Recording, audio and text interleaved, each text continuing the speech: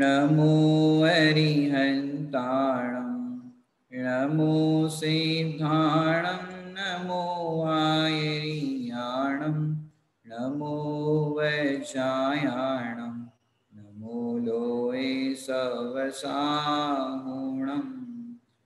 सुने दुर्वचन क्षमा और लावे ज्ञानी मुनिया क्रोश न आवे। धन्य धन्य सबके उपकारी वंदनीय चैतन्य विहारी। आक्रोश परिचय पर चर्चा हमारी चल रही थी। कैसे होते महामुनिराज को खोटे वचन कह दे, निंदा के वचन कह दे, ऐसे में भी हमारे मुनिराज क्षमा को धारण करते हैं और आक्रोश उर में नहीं लाते हैं। और धन्य धन्य सबके उपकारी, धन्य है मुनिराज जो सबके उपकारी है। वंदनीय चैतन्य विहारी, ऐसे वंदनीय और चैतन्य के अंदर विहार करने वाले जो चैतन्य विहारी हैं उनको हम बारंबार नमन करते हैं। ऐसे मुनिराज अब हम आक्रोश परिचय जय की परिभाषा को देखते हैं जो आचार्य उमा स्वामी कृत तत्वास सूत्र जी ग्रंथ में दी गई है। यहाँ पर स्क्रीन पर आपको दिख रहे होगी। आक्रोश परिचय जय। मुनि जीवन के महात्म्य को ना समझकर यदि कोई अज्ञानी कठोर और अप्रिय वचन कहे तो भी उन्हें शांति से सह लेना अर्थात जीत लेना, मन में बुरा भाव न लाना, इसका नाम है आक्रोश परिचय जय। माने मुनि जीवन के महात्म्य को जो नहीं समझते, भाई दिगंबर मुनिराज ऐसे ही होते हैं, नग्न होते हैं, इस तरह का उनका जीवन होता है, जो ये बात नहीं समझते उनको क्या होता है, निंदा करने का भाव आता है, खोटे वचन कहने का भाव आता है। तो ऐसे वचन को सुनकर के भी दिगंबर मुनिराज जो होते हैं उनको अप्रिय नहीं लगता। कोई उनको प्रशंसा के वचन कह दे तो राग नहीं लगता, कोई निंदा के वचन कह दे तो द्वेष नहीं लेता।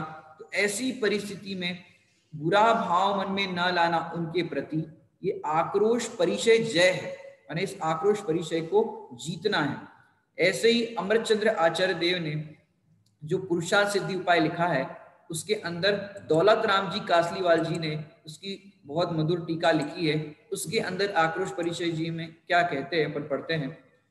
जो कोई दिगंबर मुनि को देखकर निंदा करते हैं, दुर्वचन कहते हैं, गाली देते हैं, परंतु ऐसे निष्ठुर वचन सुनकर किंचित मात्र खेद नहीं करते, परंतु उत्तम क्षमा ही धारण करते हैं, इस प्रकार मुनिराज आक्रोश परिचय पर विजय प्राप्त करते हैं। लगभग परिचय वो ही चल रहा है तो समांतर परिभाषाएं मिलती जुलती होगी, लेकिन फिर भी अपन आचार्यों ने जो अलग अलग ग्रंथों में लिखी है एक बार परिभाषाओं को अपन देख करके अवलोकन कर लेते हैं कि कहीं कोई नई बात समझ में आ जाए अपने को।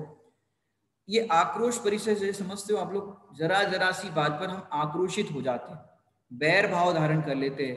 तो इसके अंदर देखिए एक आपको दृष्टांत देना चाहूंगा। एक घटना घटी थी लगभग जब ये दिल्ली का लाल मंदिर बना था।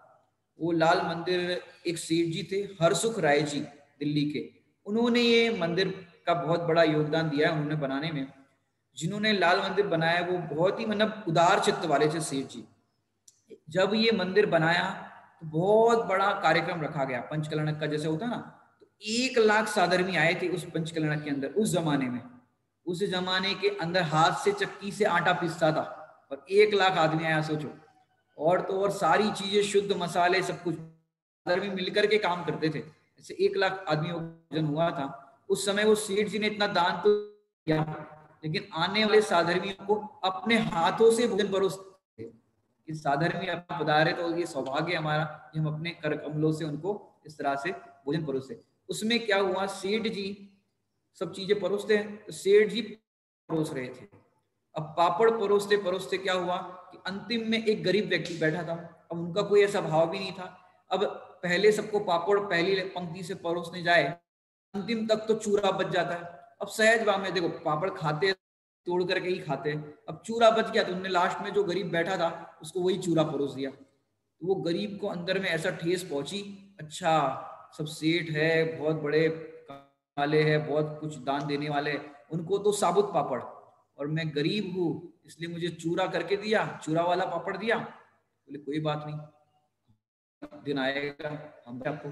फिर एक दिन कोई अवसर पड़ गया, वो गरीब को, सेठ जी भोजन कर रहे पर गरीब परोसने के लिए आया। अब देखा जाए तो उसके हाथ में पापड़ था जब परोसने के लिए आया, तो सेठ जी को जब परोसने के लिए आया ऐसे करके पापड़ को चूरा कर दिया और परोसा। सेठ जी बोले क्या बात हो गई, तभी तो कुछ नहीं बोले, तभी तो सेठ जी मौन पूर्वक, क्योंकि अपनी संस्कृति है मौन पूर्वक भोजन कर लेते, तभी तो कुछ नहीं बोले। फिर सेठ जी ने कहा कि भाई क्या हुआ, साबुत पापड़ को आपने ऐसे चूरा क्यों कर लिया? क्यों सेठ जी, अब याद आ गई, जब आपने हमें ऐसे चूरा चूरा परोसा था तब हमें पता है कैसी लगी थी? कब परोसा था, क्या परोसा था? सेठ जी को तो कुछ याद भी नहीं, और इसको याद था। उसने कहा कि आपने उस दिन परोसा था। बोले भाई मेरे मन में तो कोई ऐसा भाव नहीं, और समझो परोस से आ गया होगा तो जो चूरा बचा होगा तो वही परोस लिया, हमारे मन में तो कोई ऐसा भाव नहीं था भाई, क्षमा करना।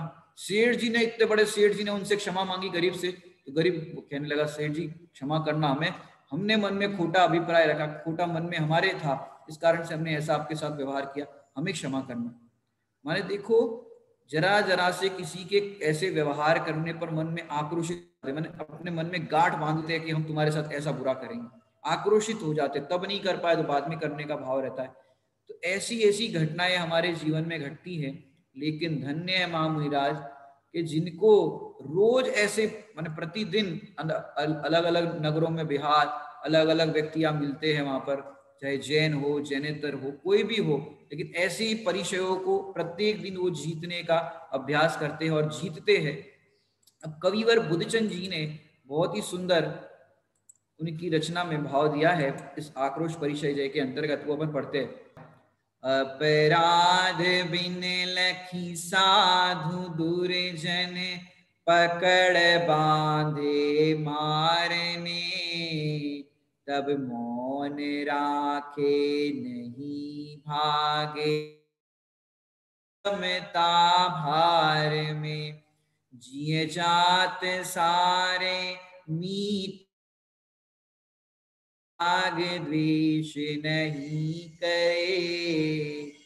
मैंने यहाँ पर बहुत समझने लायक भाव है, जिए जात सारे मित्र मारे, राग द्वेष करे नहीं, वे साधु मेरी बाध में तो नमो सिर लग के मही। क्या कह रहे, वे साधु मेरी बाध मेटो, ऐसे साधु ऐसे मुनिराज मेरी भी बाधा को मेटो। न भूमि को, मही माने भूमि, भूमि को मेरा मस्तक नमा करके उनको नमस्कार करता हूं। यहाँ पर क्या कह रहे, अपराध बिन, कि अपराध के बिना मुनिराज को, माने किसी अपराध के बिना दुर्जन मुनिराज को पकड़ लेवे और पकड़ के बांध देवे और मार, और हालांकि अकेले क्या हो, मुनिराजों का संग भी हो तो भी अकेले संग है मुनिराज। जैसे 700 मुनिराज का प्रकरण देखा ही होगा, अब 700 मुनिराज थे या चाहे जितने मुनिराज हो, उपसर्ग हो तो क्या करेंगे मुनिराज, चलो अपने पे उपसर्ग हो तो कोई बात नहीं, लेकिन अपन ध्यान कर रहे हो वहीं पर दूसरे मुनिराज पर कोई उपसर्ग करे तो वहां पर भी कुछ नहीं करते। क्यों हेल्प नहीं करते एक मुनिराज दूसरे मुनिराज की, कि कोई किसी का सहायक नहीं है। सहायक मतलब किसी मुनिराज को सहायता की जरूरत नहीं कि कोई मेरा उपसर्ग निवारण करे, बन जाती है।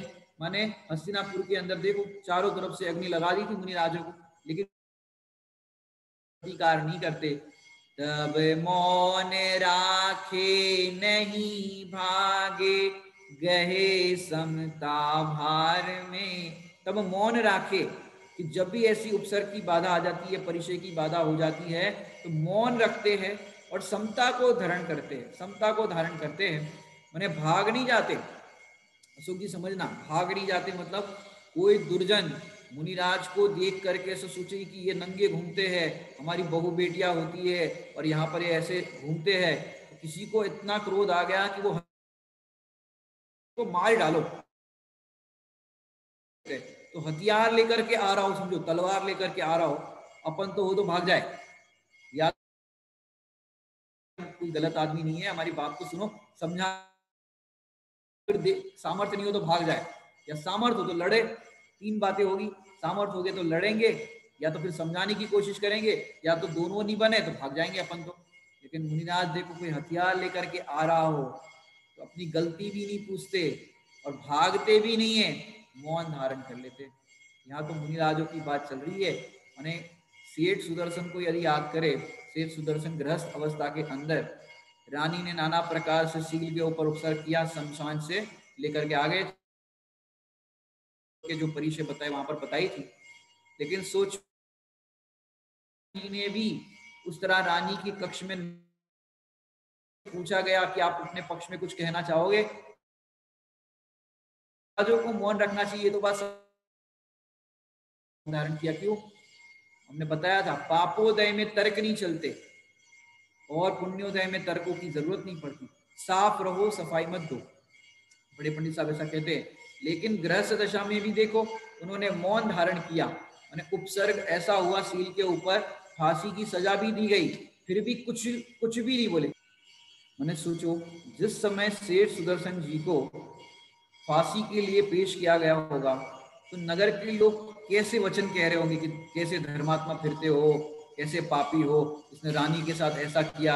अब ऐसे वचन सुनकर के भी सेठ सुदर्शन जी को प्रजा के प्रति, लोगों के प्रति भी अंदर भाव नहीं आया कि लोग मेरी निंदा कर रहे हैं, लोग ऐसे वैसे कह रहे हैं, लोग पहले तो मेरा खूब आदर करते थे, मैं नगर सेठ हूँ, लोग मुझे हाथ जोड़ लेते थे, और आज ऐसा कैसे कर रहे हैं। वो अंदर में बराबर समझ रहे हैं पुण्य के उदय की प्रशंसा होती है और पाप के उदय की निंदा होती है, लेकिन मेरी निंदा और मेरी प्रशंसा कोई कर ही नहीं सकता। क्यों? पंडित साहब ने सामायिक पाठ में लिखा, जीने ने मम रूप न जाना, वे शत्रु न मित्र समाना, जो जाने मुझ आत्म ने, वे ज्ञानी पूज है मेरे। जिनने मम रूप न जाना, कि जिसने मेरे रूप को नहीं जाना, क्या शत्रु क्या मित्र, लेकिन जो जाने मुझ आत्म रे, सचमुच वे ज्ञानी पूज्य है मेरे, वो ही पूज्य है। क्या कह रहे हैं यहाँ पर? वो ज्ञानी पूज्य है मेरे। तो ऐसे ज्ञानी सचमुच हमारे स्वरूप को जानने वाले हैं, हमको जानने वाले हैं, वो ही सचमुच पूज्य है। इसके अलावा तो देखा जाए तो कोई पूज्य ही नहीं है। तो ऐसे ज्ञानी सदा हमारे हृदय में विराजे।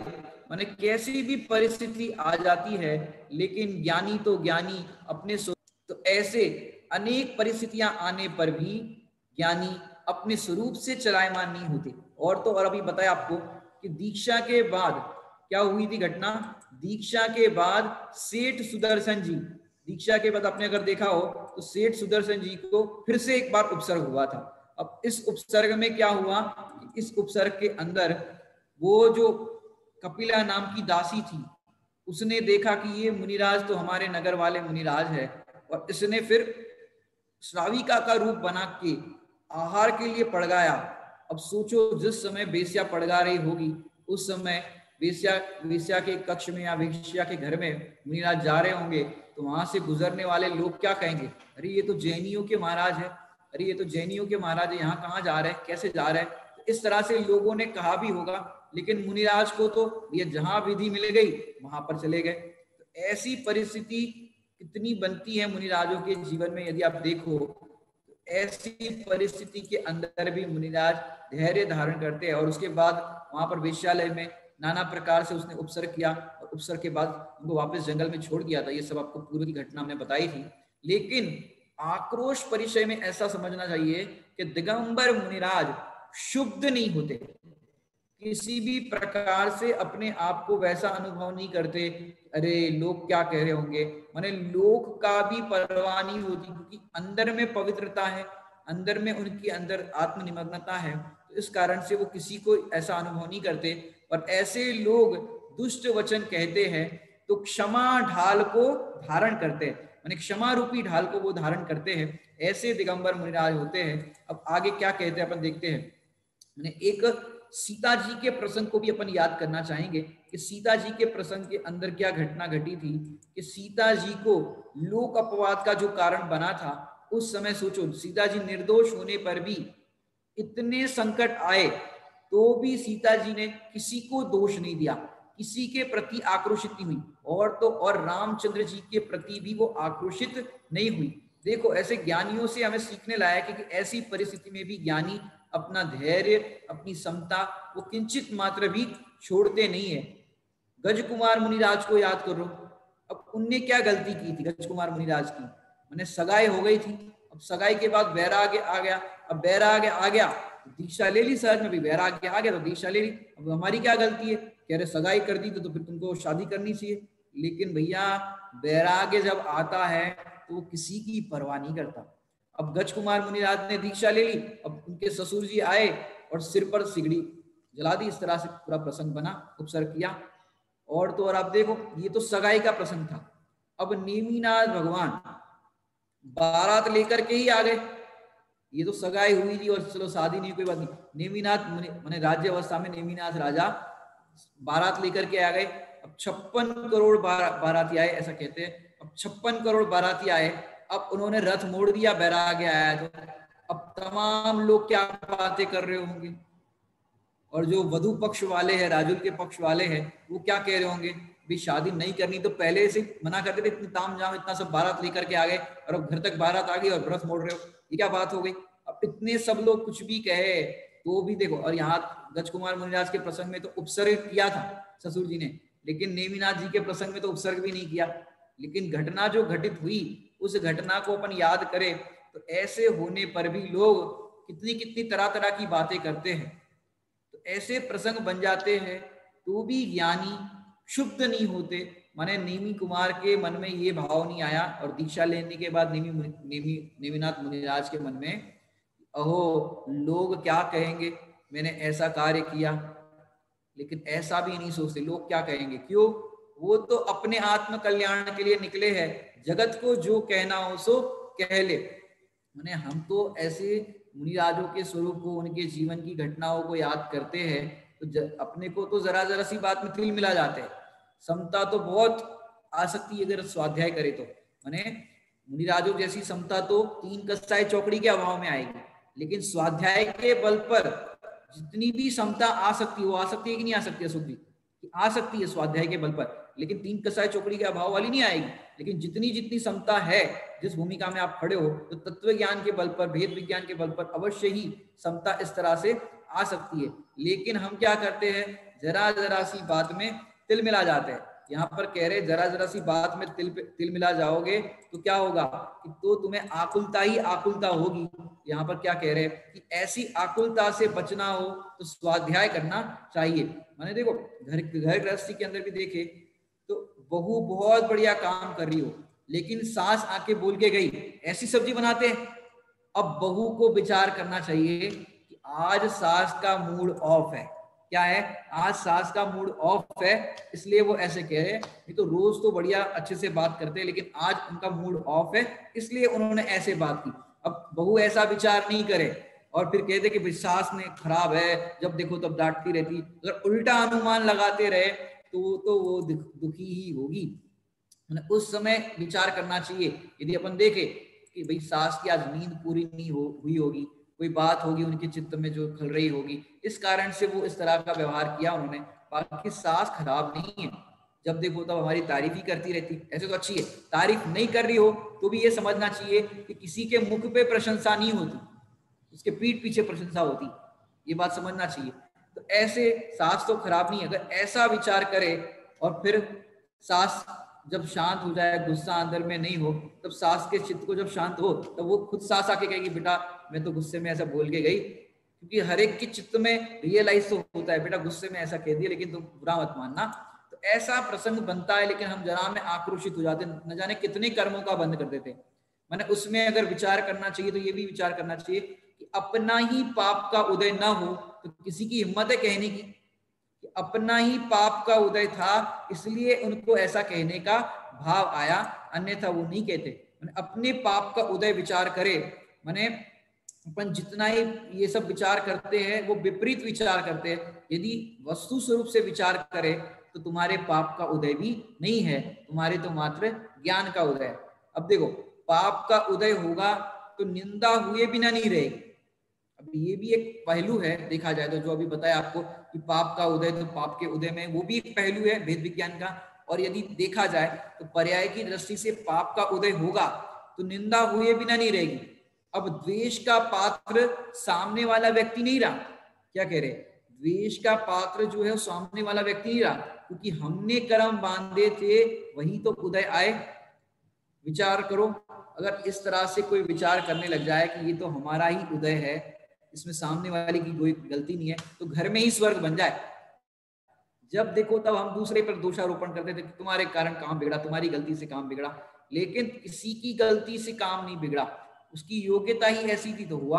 तो ऐसा विचार करने पर सारे काम व्यवस्थित होंगे। तो क्या कह रहे हैं यहाँ पर कि ऐसे मुनिराज चाहे जैसी परिस्थिति बन जाए तो भी भेद विज्ञान को धारण करते हैं। माने इतने लोग दुर्वचन खोटे वचन कह दे तो भी दिगंबर मुनिराज को किसी भी प्रकार के आराधना के अंदर खलेल नहीं पहुंचता। माने आत्मा आराधना क्या होती है, माने इसके लिए अगर अपन चाहे तो अपन बचपन से ही बच्चों को कष्ट सहिष्णु बनाए कि कष्ट सहन करना सीखे, दो चार वचन सुनना भी सीखे। गलती नहीं हो तो भी डांट पड़ जाए, बच्चे कह रहे हमारी गलती कहाँ है, आप हमें डांट रहे हो। मैंने गलती होती है तो भी सुनने तैयार नहीं है, और गलती नहीं हो तो भी सुनने तैयार नहीं। लेकिन कष्ट सहिष्णु बनना चाहिए। माने अपन पढ़ते तो बहुत है, ग्रंथों का पढ़ना तो बहुत होता है, लेकिन रीडिंग नहीं, स्टडी करो। स्टडी क्या होती है कि जैसे आपको पता है 5 पांडव जब गुरुकुल में पढ़ते थे तो उनके गुरुजी ने एक पाठ दिया, क्रोध करना नहीं चाहिए। ये पाठ पढ़ाया गुरुजी ने, क्रोध नहीं करना चाहिए।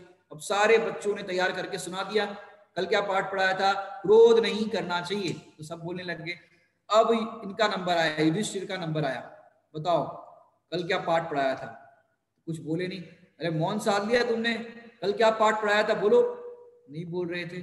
और गुरुजी ने बोला कल का पाठ याद है कि नहीं, गुरुजी याद नहीं है। बोले एक बार एक बच्चे को खड़ा किया, बोलो क्रोध नहीं करना चाहिए, क्या अब बोलो, अभी भी याद नहीं है। इतना सुन के भी याद नहीं है, गुरुजी को क्रोध आ गया, और गुरुजी ने फिर उनको एक चाटा लगाया, जो भी किया होगा, तो गुरुजी को क्रोध आ गया।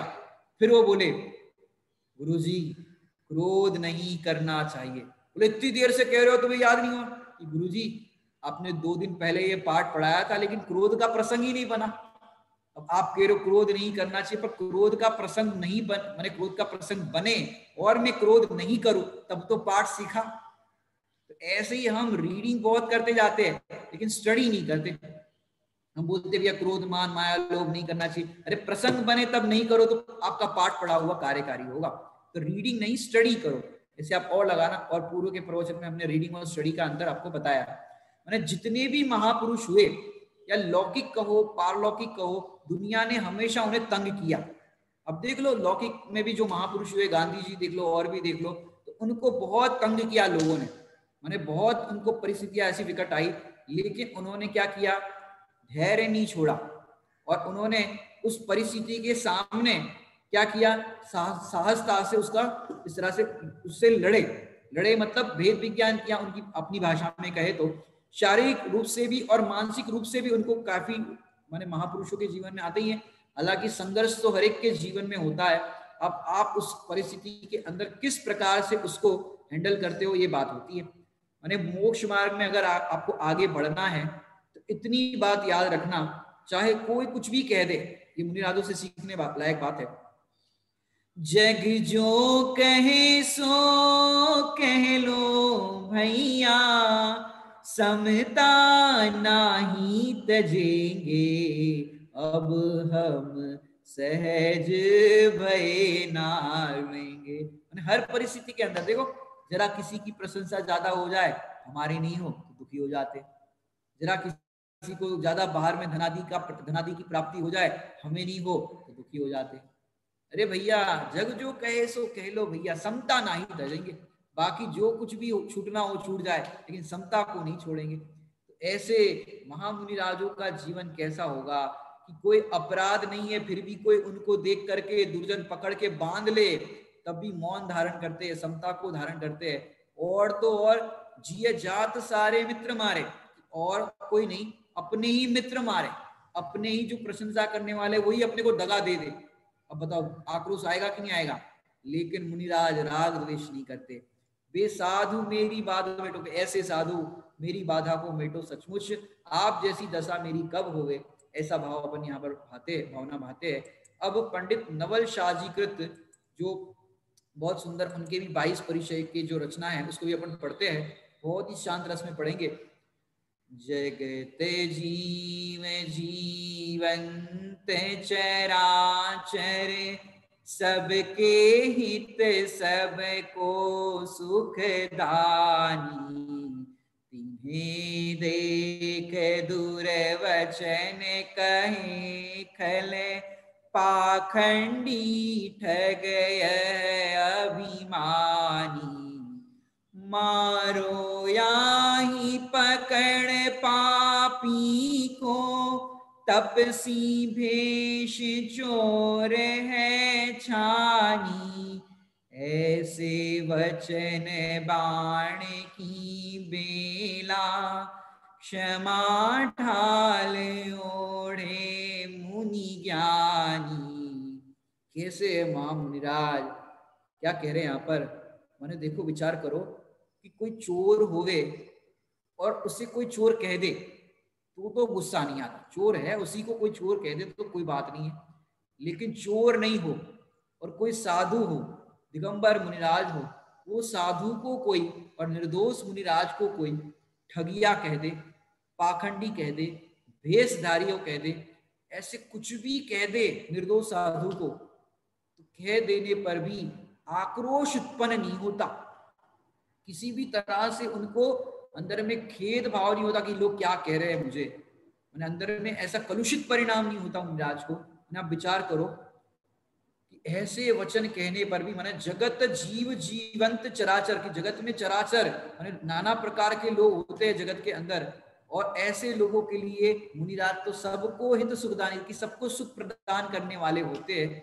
और ऐसे मुनिराज को कोई खोटे वचन कह दे, पाखंडी ठग ऐसे अभिमानी कह दे, पर ऐसे कहने पर भी कि मारो इन्हें, कहीं से जा रहे हो मारो इन्हें, पकड़ो इन्हें, ये भेष धारण करके ऐसे घूमते रहते हैं। और कोई बाण की बेला, कोई बाण चला देते, ऐसे अपन ने धन्य मुनिराज की कथा का भी अपन ने देखा था कि बाणों से उनका शरीर भेद दिया था। लेकिन ऐसे समय भी क्षमा ढाल को धारण करते हैं मुनिराज, धन्य मुनिराज है ऐसे। मैंने आप विचार करो, अपन एक परिस्थिति खड़ी करते हैं अपने सामने कि दो दिगंबर मुनिराज है, एक के पास कम रिद्धि है और एक के पास ज्यादा रिद्धि है, लेकिन कम रिद्धि वाले मुनिराज के पुण्य का उदय है, लोग उनकी जय जयकार कर रहे हैं, लोग उनको बहुत मान सम्मान कर रहे हैं, बहुत सब कुछ कर रहे हैं मुनिराज की, और ज्यादा रिद्धि वाले को कोई पूछ ही नहीं रहा है। ऐसा होने पर भी उनको मन में ऐसा परिणाम आ जाए, देखो हमारे पास इतनी रिद्धियां और उनके पास कम है, ये तो जूनियर है और जूनियर की बहुत प्रशंसा हो रही है, हम सीनियर है हमारी होनी चाहिए। यदि ऐसा परिणाम भी आ जाता है परिस्थिति के प्रति, तो भी ये आक्रोश है उनकी भूमिका में अगर कहे तो। मैंने देखो, परिस्थितियां तो रोज नाना प्रकार की बनती है। जैसे दो मुनिराज हैं, अब दो मुनिराज हो पड़गाने के लिए यहाँ पर श्रावक खड़े हैं। अब श्रावक का देखो कि जैसे उनके मन में परिणाम नहीं होता, मैंने देखो श्रावक अभी बड़े महाराज जी भी है और कोई उनके संगस्थ दूसरे मुनिराज भी है। अब सब जगह मुनिराज तो अपनी विधि जहां मिलती है वहां जाते हैं आहार की चर्या के लिए। अब बड़े वो श्रावक के मन में परिणाम आए कि बड़े महाराज जी को पड़गा दे, उनका चौका लग जाए, लेकिन उनको जैसे कलश लेके खड़े थे और मुनिराज बड़े महाराज जी आचार्य श्री की वो विधि नहीं थी, तो आचार्य श्री आगे गमन कर गए और जो जूनियर मुनिराज थे वो वहां पर रुके, उनकी विधि थी कलश, और उनका श्रावक का परिणाम था कि भाई बड़े महाराज जी को आहार दे, और ये जूनियर माने जो थे मुनिराज अभी दीक्षित वो सामने आ गए। अब उनके सामने अरे बड़े महाराज जी चले गए, चलो आप ही आ जाओ, कोई बात नहीं, आप ही आ जाओ, वो तो चले गए। अब ऐसा वचन सुन करके भी मुनिराज को अंदर में ये हो जाए, अच्छा इनका परिणाम बड़े महाराज जी को देने का था, हमें नहीं था, अब हमें कह रहे आ जाओ आ जाओ, अब कोई बात नहीं, आप आ जाओ, कोई बात नहीं, आप आ जाओ। अब सोचो कैसा परिणाम हो कि ऐसा होने पर भी महाराज जी माने नए दीक्षित है, अभी अभी दीक्षा हुई है, और ऐसा वचन सुनने पर भी इनका परिणाम तो उनको देने का था, अब वो नहीं मिले तो हमें देर है। ऐसा परिणाम भी नहीं आता, आक्रोशित नहीं होते, खेद खिन्न अंदर परिणाम नहीं होते कि भाई उनका भाव नहीं है। हालांकि श्रावक का कोई भाव नहीं है, लेकिन एक बड़े आचार्य से या बड़े होते तो भाव होता है कि भाई बड़े महाराज जी का हो जाए, सबके और महाराज जी के तो होते रहते हैं, लेकिन अभी तक बड़े महाराज जी का हमारे यहाँ पर नहीं होता। एक परिणाम रहता है कि उनका हो जाए, बाकी सबको भी करने का परिणाम है, लेकिन विशिष्ट भाव उनके प्रति जागृत हो गया। तो ऐसा होने पर आक्रोशित नहीं होते, उस आक्रोश परिचय को मुनिराज जीतते। मैंने देखो दो मुनिराज है या पूरे संघ में हर मुनिराज है, सब तो कोई प्रवचन नहीं करते। अब किसी के प्रवचन अच्छे हो गए, अब फिर समझो कोई नए मुनिराज थे और समझो 2-4 मुनिराज कोई नगर में गए हो गुरु की आज्ञा के अनुसार, अब किसी के प्रवचन हुए, सीनियर मुनिराज के प्रवचन हुए या समझो जूनियर के प्रवचन हुए, जूनियर मुनिराज के पहले प्रवचन होते, क्योंकि क्या होता है पहले अपन ऐसा प्रवचन की शैली में भी ऐसा देखते हैं कि भाई पहले कम लोग होते हैं तो पहले जूनियर का प्रवचन करा दो, जिससे क्या वो माहौल बन जाएगा, फिर बड़े महाराज या बड़े विद्वान का प्रवचन होता है। लोक में भी ऐसा होता है कि पहले जूनियर के प्रवचन होते हैं, फिर बड़े विद्वान के प्रवचन होते हैं, जिससे पूरी सभा व्यवस्थित हो जाए। अब समझो जूनियर के प्रवचन हुए और इतने गजब के जोरदार वो मुनिराज ने प्रवचन करे, सारी सभा गदगद हो गई और सोच रहे थे कि पहले पब्लिक नहीं आएगी, और पहले खूब पब्लिक आ गई। अब फिर जो सीनियर मुनिराज थे उन्होंने सोचा कि इसने तो बहुत बढ़िया प्रवचन कर दिया, आज पहली बार इनसे ये मुनिराज से प्रवचन कराया और बहुत बढ़िया प्रवचन कर दिया। अब इनके सामने तो अपना शैली थोड़ी कम पड़ेगी, इनकी शैली बहुत जोरदार है, एक काम करते हैं मना कर देते, आज प्रवचन बोलने का विकल्प नहीं है, थोड़ा सा स्वास्थ्य अनुकूल नहीं लग रहा, हम प्रवचन नहीं कर रहे, क्योंकि प्रवचन करें तो इंसल्ट हो जाएगी। छोटे महाराज जी के प्रवचन बहुत बढ़िया है, बड़े के तो है ही, लेकिन छोटे महाराज जी के बढ़िया है, सब उनकी तारीफ करने लग जाएंगे, और मैं करूंगा और मेरा अच्छा नहीं हो पाया, अपनी भाषा में कहे तो इंसल्ट फील होगी कि हम थोड़ा सा उम्मीद सा कर पाए। अब ऐसा भाव आ जाए और कहे कि हम प्रवचन नहीं कर रहे, प्रवचन तो करने का भाव है लेकिन अच्छा नहीं कर पा रहे उनके सामने, तो कह रहे हम प्रवचन नहीं कर रहे, यदि ऐसा परिणाम भी आ जाए परिस्थिति को बदलने का कि भाई इनसे अच्छे हम नहीं कर पाएंगे, तो ये भी एक तरह का आक्रोश है। इसको भी क्या कहेंगे, एक तरह का आक्रोश, माने अंदर में परिणाम परिस्थिति के विरुद्ध इस तरह का आ गया, तो ये भी एक आक्रोश है। माने दूसरे का प्रभाव देख करके अपना प्रभाव का अभाव मानना, कि दूसरे का प्रभाव ज्यादा हो रहा है, अपना प्रभाव कुछ नहीं हो पाएगा, तो ये भी एक आक्रोश है। माने जैन शासन में आत्म ख्याति है, पुण्य की ख्याति नहीं, आत्मा की ख्याति है, माने शुभ भाव की ख्याति नहीं, क्रिया कांड की ख्याति नहीं। जैन शासन कैसा है, आत्म ख्याति। मैंने देखो आप अपनी भूमिका में बात करें, कभी आपको इंटेलिजेंट स्टूडेंट मिल जाए कहीं पर, इंटेलिजेंट कहीं पर मिल जाए, और कहीं पर मिल गया तो अपन तारीफ करते हैं, जैसे आप अशोक जी, कोई अच्छा संगीतकार, कोई अच्छा बजाने वाला या गाने वाला मिल जाए तो सहज में प्रशंसा का भाव आ जाता है कि आपने बहुत अच्छा गाया, भाव आ जाता है, किसी की टैलेंट को देख करके अपने को गुणेशु प्रमोदम हो जाता है। अब सोचो आपका जहां भी कार्यक्रम हो, वो कलाकार भी अच्छा गाने वाला भी हो और आपका भी हो, दोनों को साथ में ही कहीं पर जाना हो और हर बार जाना है, पूरे जिंदगी भर जाना है, बताओ अंदर में परिणाम कैसे होंगे। जब देखो तब उसकी तारीफ, जब देखो तब उसका ही मान सम्मान, जब देखो तब उसका ही हो। सोचो एक बार दिन मिलना है, कहीं पर मिलना है तो तारीफ अपन कर लेंगे, लेकिन रोज ही संग रहना है, पूरे जिंदगी भर साथ रहना है और उसकी तारीफ होती रहेगी, और आपका उतना नहीं होता रहेगा क्योंकि उसकी बहुत अच्छी है, अब सबकी अलग अलग योग्यता होती है। अब पूरे जिंदगी भर रहना है, 24 घंटे रहना है, सोचो क्या होगा, नहीं रह सकते भैया। अपन एक काम करेंगे, इनसे अलग कहीं पर प्रोग्राम करेंगे, इनके साथ प्रोग्राम करेंगे तो अपना कुछ रहेगा ही नहीं। अपन क्या कर रहे हैं, अरे दृष्टांत, ये प्रैक्टिकल दृष्टांत अपन दे रहे हैं कि जो जिस फील्ड में हो वहां उससे कोई माने अच्छा बढ़िया मिल जाए, उसके साथ रहना मुश्किल हो जाता है। लेकिन दिगंबर मुनिराज सोचो ऐसे संघ में रहते हैं, कोई की योग्यता ज्यादा है, कोई की योग्यता कम है, लेकिन ईर्ष्या का भाव नहीं आता, गुणों को गुणग्राही होते हैं, सामने वाले के अंदर अच्छा गुण है तो गुणों के प्रति प्रमोद भाव होता है कि चलो कोई बात नहीं, कभी हमारा स्वास्थ्य अच्छा नहीं होगा या तो हमको तो बहुत बढ़िया अच्छा हो गया, कभी प्रवचन का अवसर मिल जाए तो हम कह देंगे भैया इनसे करा दो, हम उतने टाइम आत्मा के ध्यान में लीन हो जाएंगे, अपना काम करेंगे, नहीं तो जहां भी जाते थे भैया महाराज जी आपके प्रवचन, महाराज जी आपके प्रवचन, तो चारों तरफ प्रवचन की बात चलती थी। अब इनके प्रवचन होंगे तो अपने को टाइम मिलेगा आत्मा में लीन होने का। ये तो क्या होता है कि प्रवचन करो तो फिर प्रवचन का विकल्प रहता है। तो वो इस तरह से वेद विज्ञान करते हैं, ऐसा नहीं कि इनके चलते रहेंगे तो हमारे कब होंगे। मैंने अंदर में परिणाम होता है कि भाई इनके ही प्रवचन चलते रहेंगे, हमारा नंबर कब लगेगा, ऐसा भाव भी नहीं आता। ऐसा भाव आ जाए तो आक्रोश हो जाए। मेरी बात मैंने आक्रोशित होना मतलब ऐसा नहीं कि भाई एग्रेसिव होकर के लड़ने लग जाए, झगड़ने लग जाए, मारने लग जाए। ये तो अपनी भूमिका में बात की, लेकिन उनकी भूमिका में, मुनिराज की भूमिका में परिणामों का इस तरह से विचलित होना, दूसरे के प्रति अदेख सका का भाव, ये भी एक आक्रोश का एक इम्पैक्ट है देखा जाए तो। मैंने देखो देवरानी जेठानी घर में हो, अब देवरानी जेठानी हो, अब घर में पूरा अच्छा परिवार हो, जब देखो तब समझो किसी एक बहू की या जेठानी की, देवरानी की प्रशंसा हो और दूसरे की नहीं हो, और उससे कभी कभी काम बिगड़ ही जाता हो तो उसकी प्रशंसा नहीं होती हो, किसी का काम बहुत अच्छा होता हो, सब प्रशंसा कर रहे हो, अब बताओ क्या होगा घर में। जब देखो तब एक ही बहू की तारीफ और दूसरे की नहीं हो, तो घर में कलह उत्पन्न होगी और वो कहेगी हम अलग ही हो जाते हैं इनसे। अब अलग होने से क्या होगा, ईर्ष्या तो नहीं रुकेगी। जहां जाओगे वहां उसका अगर पुण्य का उदय रहा तो लोग कहेंगे भैया आपकी देवरानी बहुत अच्छी है, आपकी देवरानी बहुत अच्छी। जहां जाओगे वहां आपको ये शब्द सुनाई पड़ेंगे तो क्या होगा, उसका उदय है तो उसकी प्रशंसा होती है। मैंने कितनी मंदिर अंदर में तकलीफ होती है, मैंने ये पूरे जीवन पीड़ा रहती है। अब विचार करो यदि भेद विज्ञान नहीं करो और पूरे जीवन मजबूरी से रहना भी पड़ जाए तो उनके जीवन में आनंद कब होगा, आनंद होगा ही नहीं। जब देखो तब दूसरे की प्रशंसा सुन करके दुखी होंगे, आक्रोशित होंगे। और उन मुनिराजों की सोचो कि सबका प्रभाव पुण्य एक सा नहीं हो सकता। मैंने समाज भी एक सा मुनिराज को मैंने जो कहते ना प्रशंसा करना, गुणानुवाद करना, सबको एक जैसा नहीं मिल सकता। ये उदय की चीज है, श्रावक के ऐसे परिणाम नहीं होते, लेकिन ये उदय की चीज है। उदय के कारण ऐसा होता है, किसी को कम किसी को ज्यादा।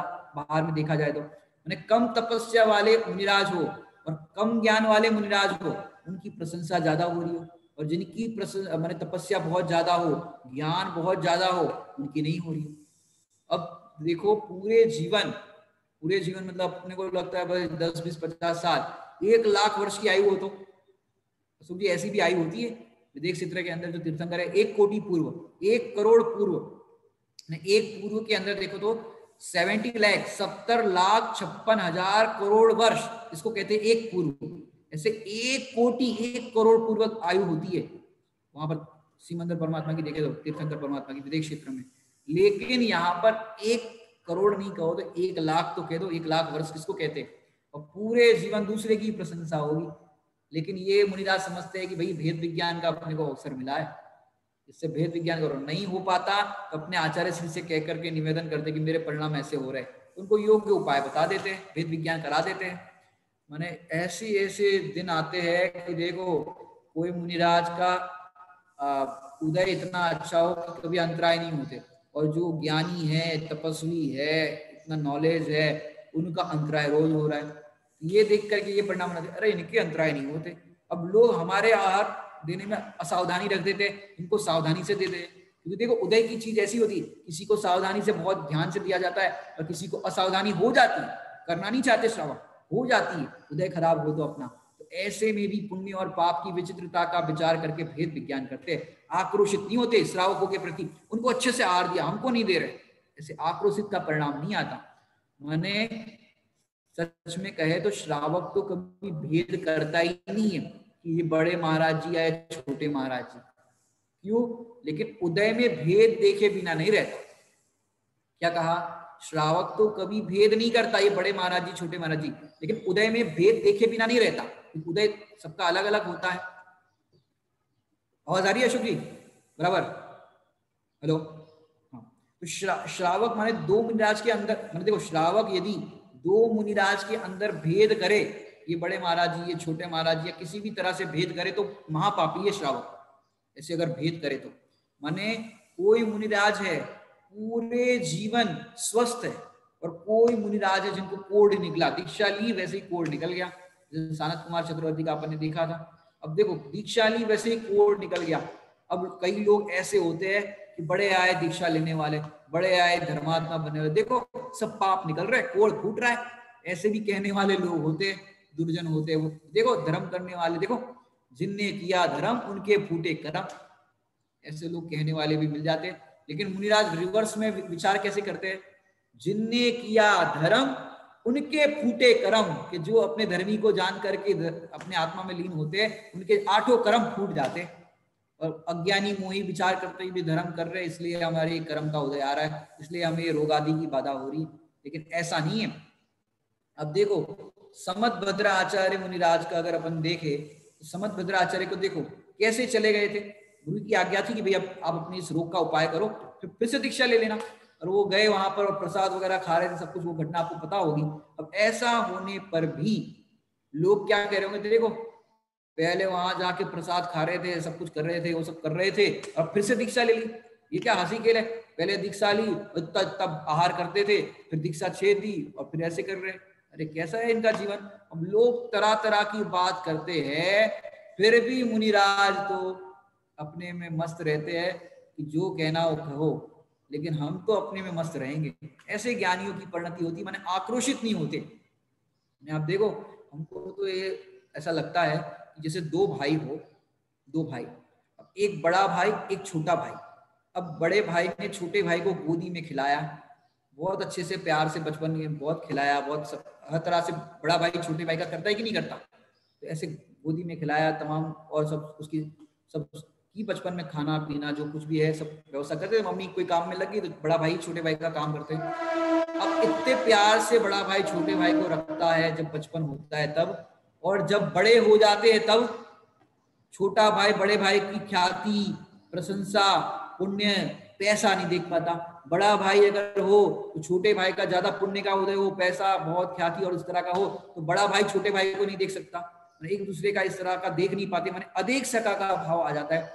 सोचो कैसा होता है जीवन में, माने ऐसे अपने जीवन में तो अधिक सका का भाव इस तरह का होता है जो तत्वज्ञानी भेद विज्ञानी नहीं होते उनको, लेकिन कैसे है धन्य महामुनिराज कि चाहे जैसी परिस्थिति बन जाए तो भी अपने चैतन्य स्वरूप का उपयोग अपने उपयोग से बाहर नहीं लगाते, और तो और बाहर में इस तरह के उदय की लीला देखने पर भी वो उदय से भिन्न अपने गायक का भेद विज्ञान करते हैं कि ये तो मेरे में नहीं है, मैं तो इनसे न्यारा हूं, मैं तो इनसे अति न्यारा अस्पर्शी भगवान, अस्पर्शी भगवान, मैं तो इनसे न्यारा हूं, ऐसा भेद विज्ञान करते हैं और इस आक्रोश परिचय को जीतते हैं। अब आक्रोश परिचय के अंदर और भी बहुत सुंदर सुंदर बातें आपको बतानी है, वो हम आपको कल बताएंगे। ओम नमः सिद्धेभ्य।